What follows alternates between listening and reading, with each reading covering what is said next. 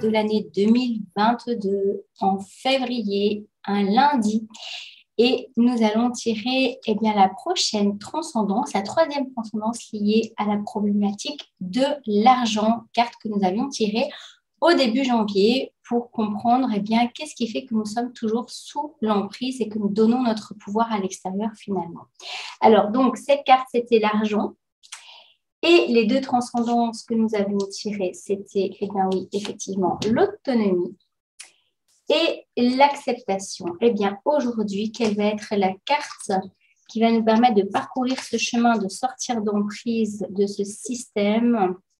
D'ailleurs, je t'encourage à aller voir si tu n'as pas vu la vidéo de Matrix 4 et aussi le décodage que j'en ai fait la semaine passée. La troisième transcendance, c'est l'autodiscipline, vraiment très en lien avec l'autonomie parce que ça a du sens dans le sens où ici on entend auto, comme autonomie, discipline comme disciple.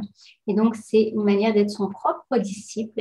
Pour être son propre disciple, ne plus avoir besoin de gourou, de gourel, de ministre, de président, de roi, c'est d'aller chercher son propre ROI à soi-même, à son règlement d'ordre intérieur, la justesse à l'intérieur de nous. Et pour ça, il faut apprendre à s'autodiscipliner parce qu'on sait que notre cerveau, il aime bien les habitudes. Et donc, lorsqu'on a l'habitude de donner notre pouvoir à l'extérieur, de ne pas croire en nous, d'avoir des croyances limitantes, nous allons continuer sur cette voie tant que nous n'avons pas court-circuité ces habitudes par l'autodiscipline. Et donc, l'autodiscipline, tu le vois ici sur la carte, c'est une personne qui s'assoit et qui écrit. Il y a un passage dans un texte sacré qui dit qu'avant de bâtir quelque chose, on s'assoit et on va aller chercher à faire des plans et on va regarder les dépenses aussi. Et donc, tout ça, ça demande une certaine autodiscipline dans le sens de calculer la dépense, donc pas dans un calcul négatif, dans un calcul énergétique, dans un calcul lié aussi à soi-même, c'est-à-dire que chaque situation est différente, et puis à prendre des décisions par rapport à ça.